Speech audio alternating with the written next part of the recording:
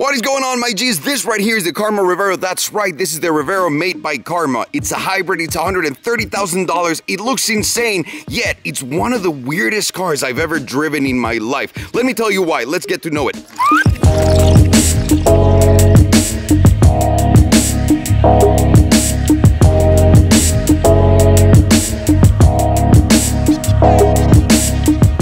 Say, my G's, it's very important that we understand that car that we're looking at. Who is the buyer? What's the clientele? Why they built it? And did they hit those marks? Because it's really important that they do, especially when creating a product. Now, this car that we're looking at right now, it's a car originally created by Fisker. So this used to be a Fisker car. Fisker started delivering these cars in late 2011, and by 2013, the company was already out of business. For those not familiar with Henrik Fisker is a badass car designer. He created the Z8, he designed the Vantage, he designed this beautiful car, and obviously other cars like the Galpin Rocket that you guys have seen. His design abilities unquestionable. Now, this man became the CEO of his own company and wanted to run it and all of that. I think this is where Fisker got a couple problems, because I gotta be completely honest and come clean here, guys. This might be one of the worst cars I've ever driven in my life. And I don't mean this, and I don't want to make this video just bashing the car. And I'm making this video just so that you guys understand and see where product goes wrong and why. At least to my opinion. You guys can watch this video and tell me, you know what, dude, I love the car, it's phenomenal. Kudos to you guys. So again, Fisker went out of business 2013. So a few years went by, and I think 3 years ago, in 2015, 2016, a new company from China bought Fisker. So they bought the company for, I believe, only $20 million, which is amazing considering that 2 weeks before Fisker went out of business, I was having a meeting with someone in Canada who works for a fund in the Middle East, and that guy was like, hey man, we're bringing Fisker to the Middle East. Do you want to invest with us? We're going to put $150 million into it. Do you want to be a partner? Number one, thank you for thinking that I have $150 million. Number two, I knew everything that was going on with Fisker. I was like, no, I'm pretty sure they're going to go out of business. The guy is like, they're never going to go out of business. Fisker's a great designer. I was like, yeah, but the cars are shit, right? And he goes, no, they're fixing them. They're fixing them, because the cars used to be produced in Finland first, and now the production was moved to California. So either way, I ended up not investing the money that I didn't have. Thank God, 2 weeks later, Fisker went under. So timing was perfect. Thank God I didn't have any money. Thank God I didn't put any money, and I knew better. But that comes to show you how fragile this thing is. And the reason why they went out of business, and the main reason was their battery supplier went out of business. So if you're starting a business and a company without a solid partner that can provide you with technology or whatever you're buying from them for years and years in the future, you're not seeing ahead and you're just thinking short term. That was one of the problems that this company had, and this is why they went out of business. The build quality of the car is another problem. Either way, a few years went by, a Chinese company bought him for $20 million. They brought him to California, and now the Karma Revero was born. And now I want to show you the whole car so you guys can see where I think they missed the mark. So let's get started with the outside, because that is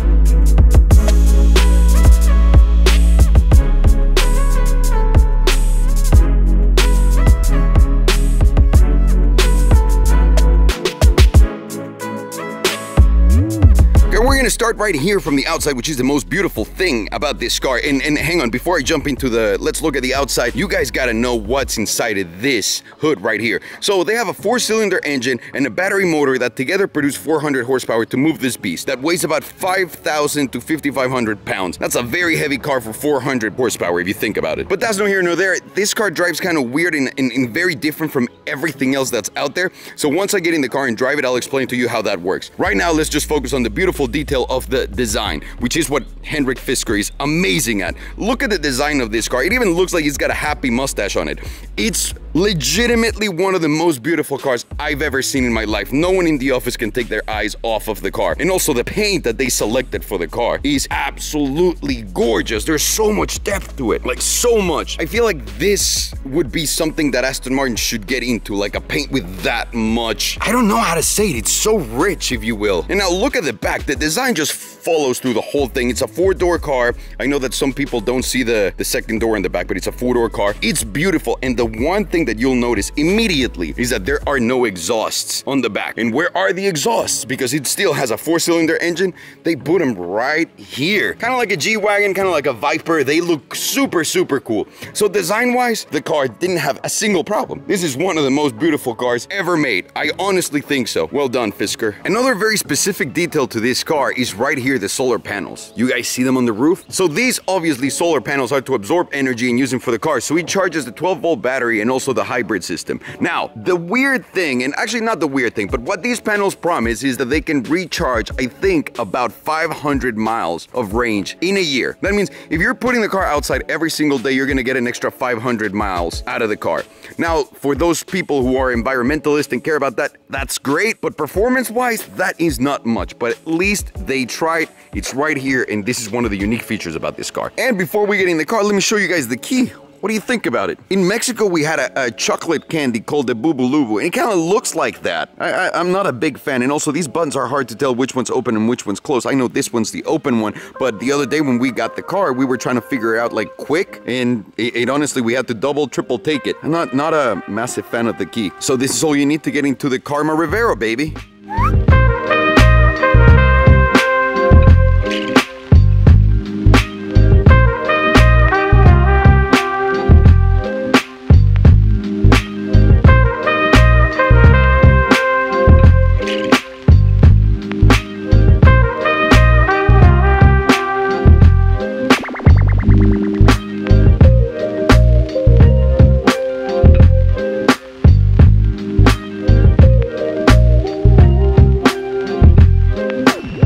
Before we get in, let me show you the door, and instantly you guys gotta know that a designer made the whole car. So Fisker made this whole thing. So you're gonna see a lot of things that will not make sense. Number one, so right here to open the door, you press this button, which is kind of cool because it's right here, right? So all you need to do is this, and then the door is open. But right here, what is this? What is this beautifully weird, like see-through crystal glass thing that's by the button? And there's nothing else on the door but the afterthought of, oh shit, we forgot to put the mirrors here. And that's kind of what it feels like. It feels like they grabbed this out of a $20 car and put it in here. And also the other weird thing is how it's sideways. So this is not up, this is left, this is right. But the button, when you're in the car, it should be up, down, left, right. But it's not. You have to go like this while you're driving, and it's distracting and weird. And right before we get in, let me show you the seats, guys, because this is really weird to me how they made these seats. The quality of the leather is awful. They're actually really comfortable because they're just big seats. Anyone can just sit in there and they're fluffy, so you're good to go. But the quality is just so bad, and the color scheme is just weird. It's overly designed, if that makes any sense. Like they tried too hard because the seat at the end of the day doesn't have any personality whatsoever. It just feels bland, like, meh. It's really weird. I'm gonna show you guys the steering wheel, but let me turn on the car because the heat is on point. So how do we turn on the car? I'm gonna step on the brake and press that button and listen to all the noises it's gonna make. They're kind of cool.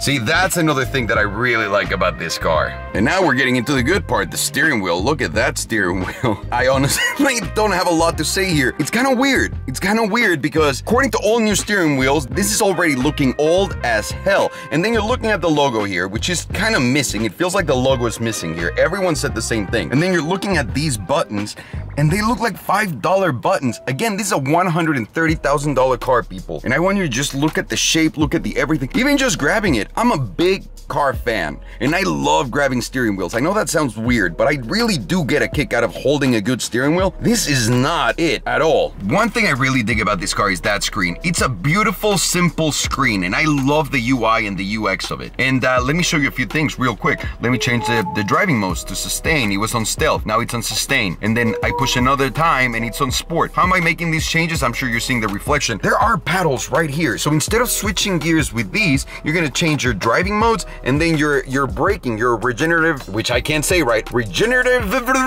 braking. It's right here. So why put those there? This is what happens when you let a designer have full control of what he's doing with the car. You're taking the pleasure out of driving the car and the standard of how we all drive it to say, my way is better, this is what this should be for, and you're not here to drive this car like a proper driver car. That's a mistake. That's not a positive. And I think that's not a good thing. Now, these nice little buttons and the simplicity of it is amazing. These are to unlock and lock the car. car. These are your hazards, and this right here, boop, opens that. So, simplicity at its finest. Honestly, that is great. Another thing I really liked about this car is the system that they put in here for the infotainment system. So it's very responsive, it's very quick, it's very snappy, it's beautifully designed, it goes really well with the design of the car, which you don't get to see that often, and it looks futuristic, it looks different. I like it. I appreciate these things. I appreciate when you guys get this right. This is really hard to get right, and I can't believe a small car maker got it right. So, kudos to you guys. And then from these items of design that I really enjoy, look at this one. They enclose this whole area. It's see-through. It's kind of glass, but it's crystal. You guys see the reflection there from the sun. It blinds you when it hits it in the right direction. So you kind of need to put a shirt, your hat on, whatever it is that you're gonna do. It does light up for design, so it does serve a purpose. Look at it. It'll light up like with every button that you press.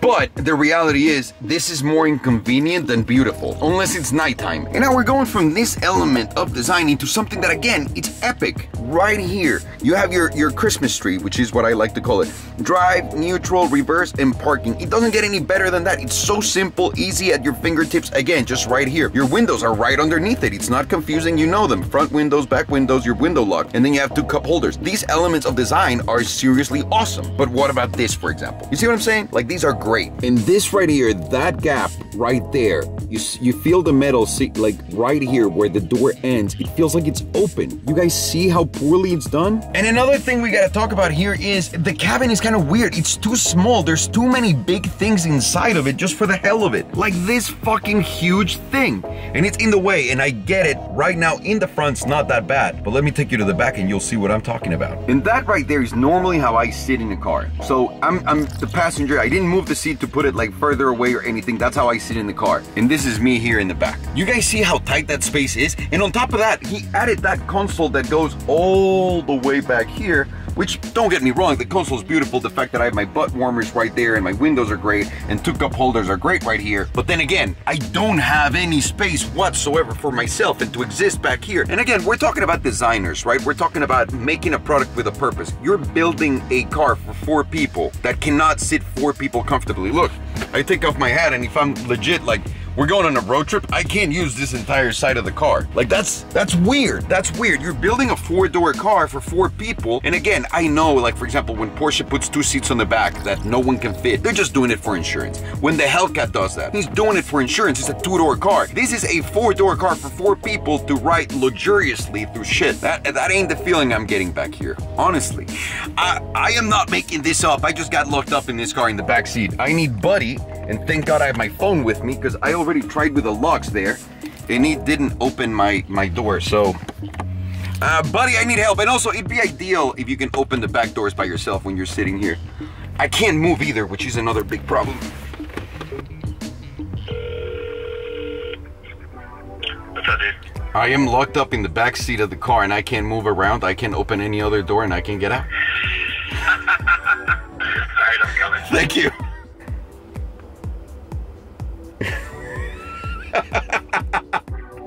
Please!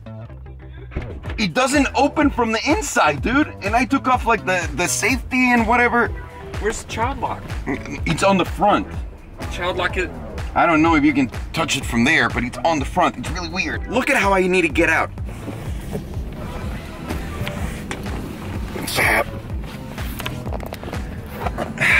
What a mess. What a mess.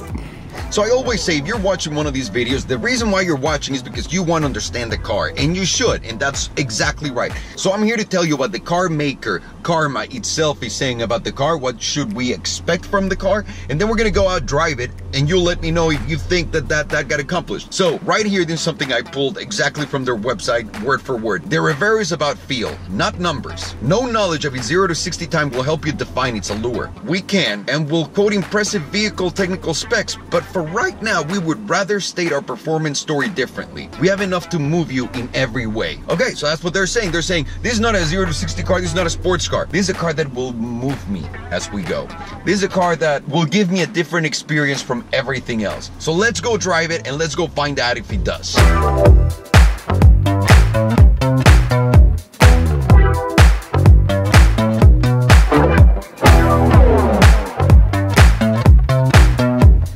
Now that we're driving driving the car, we can get into the why did they make it, what is exactly what they were trying to go for, and to really get to know the car and how it feels and how it behaves, so make a proper assessment based on what they said.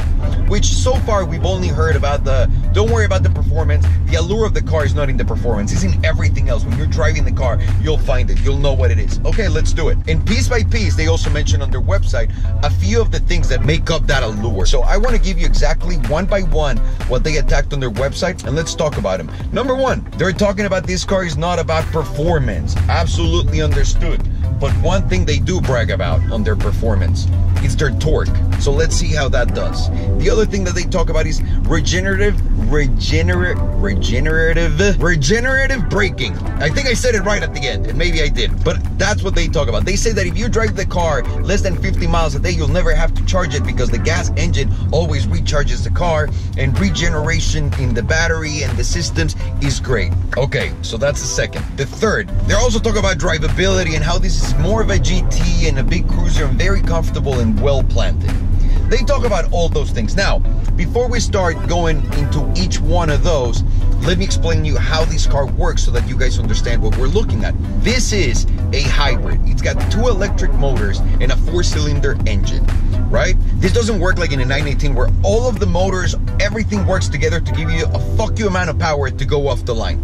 They do not work like that. This is more of a sustainable car, if you will. With that said, this car weighs 5,000 to 5,500 pounds, which is insane for 400 horsepower, but should still be pretty good because it's electric and it's got the other motor, right? The other thing, the paddles behind the wheel. So on my left, the left paddle, the one that normally works for downshifting, doesn't do that. It changes the modes that I'm driving the car on. So right now I'm on stealth mode. You can't hear anything.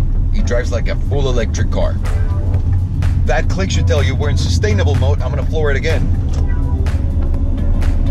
Okay, and you guys saw that. And now, that lets me put it in sport. So now I'm gonna floor it to feel that great high torque performance.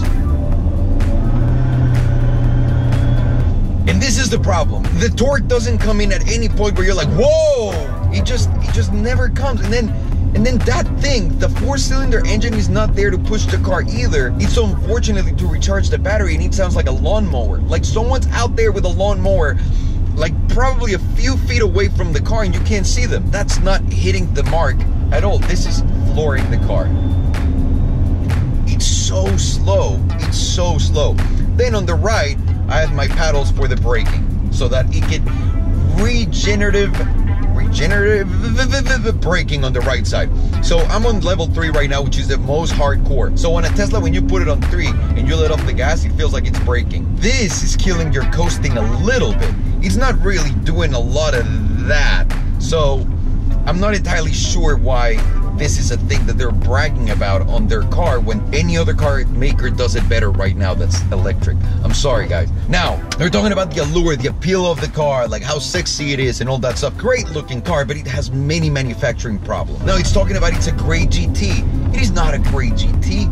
I can hear the outside. The lawnmower comes in and kicks in whenever it feels like it. The suspension is not a delicious suspension. It feels way cheaper than a Lincoln. And now, the Continental suspension felt amazing, so let me not put it in the same category. This is like the entry-level shittiest Lincoln from back in the day. The cabin is quiet, but not very quiet. And again, you can still hear the engine. They missed on every single mark that they were going for, every single thing that they're bragging about on their website. Now, we're talking about design. Even the design is Fiskars, but Karma came in and put the little new logo on the car, which, by the way, I really like. It's hand painted and then it's autographed on the back and then they put it on the car. That's cool. That's handmade. It's showing you that they care. Yet when I pulled into the office, everyone goes, that is the shittiest logo I've ever seen in my life. So let's just say that things didn't go well with this car whatsoever. It doesn't do any of the car things well. The one thing it does for Karma is it puts them in the map as a car maker. Now Karma is a legitimate car maker that's banging out cars, that has sales, that need support for their vehicles and all that stuff. And the reason why this didn't come together well for them was because they bought a line already from Fisker that already existed, something that Fisker had already invested in.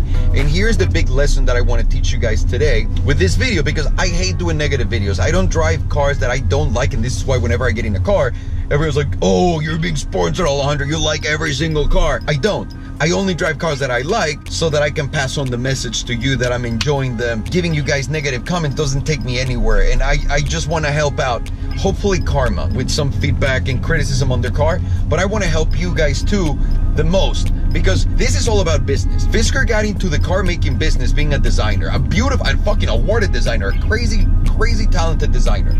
Yet he wanted to be a car maker, so he put himself in the position of CEO, engineer, and pretty much everything.